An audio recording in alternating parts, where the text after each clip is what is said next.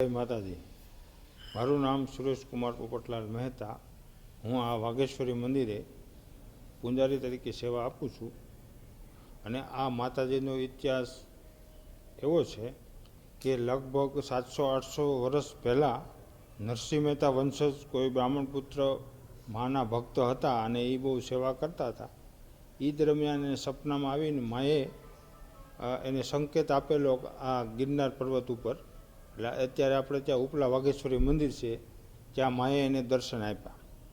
પછી દર્શન પ્રાપ્ત કરીને એણે કીધું હવે મારે કાંઈ વસ્તુની જરૂર નથી। તો માતાજી સામેથી એણે કીધું તું કાંઈ પણ માંગી લે। એટલે એણે એવું માંગ્યું કે મા તમે ગુપ્ત રીતે અહીં વાસ કરો અને જે કોઈ ભક્તો આવે એના દુઃખ દૂર કરો। એટલે માએ તથાસ્તુ કહીને પછી ત્યાંથી નીચે આવ્યા અને એણે કીધું મારે તારી ઘરે આરામ કરવો છે। અહીંયા માએ આરામ કર્યો અને પછી મા અંતર ધ્યાન થયા। એટલે અંતર ધ્યાન થતી વખતે માએ વાઘની સવારી કરી એટલે એનું નામ વાઘેશ્વરી પડ્યું।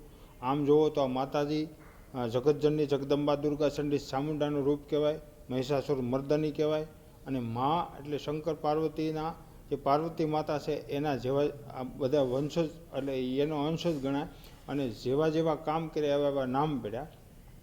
આ માતાજીનું વર્ણન હું એક શાખામાં કરું છું કે પરા અંબાને પ્રકૃતિ તું સ્વપ્ન જાગ્રત સુષુપ્ત તું તુર્યા સમાજ તારો રૂપ જ્ઞાન ક્રિયા ઈચ્છા સુખ હિરણ્યામય હિરણાક્ષી તું પદ્માને પદ્માક્ષી તું નંદાને તું નીલા તું નારાયણને નિર્મલા તું પર્વત નંદાની પાર્વતી તું સીતા સતીને સત્યા તું ભવાની ભગવતી ભવલભા ભાગીરથી અન્નપૂર્ણા રૂપે માત તું જઠરાગને કરતી શાંત દયા શાંતિ તારું નામ અને દિન દુખીઓનું તું વિશ્રામ જ્યાં વિદ્યા વિધાતા તો સુરસુંદરી સુખદાતા ગંડકી ગોદાવરી તારું નામ અને સરસ્વતી કરું પ્રણામ।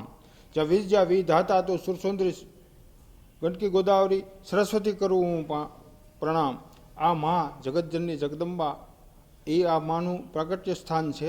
એટલે અહીંયા આ પ્રાગટ્ય સ્થાનની હિસાબે ઘણા ભાવિ ભક્તો જુનાગઢ તેમજ ગુજરાત તેમજ હિન્દુસ્તાન અને દેશ વિદેશથી ઘણા ભક્તો અહીંયા માના દર્શન કરવા આવતા હોય છે।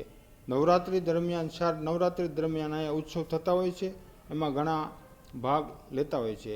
અને હવે ટૂંક સમયમાં અહીંયા આપણે શિવરાત્રિ મહાશિવરાત્રિનો મેળો થઈ રહ્યો છે। તો આ મેળામાં દૂર દૂરથી લોકો દેશ વિદેશથી પણ આવે અને એક મોટું ભવ્યાતીત ભવ્ય આયોજન થાય।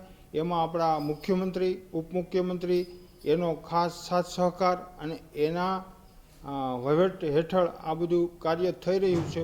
જય માતાજી।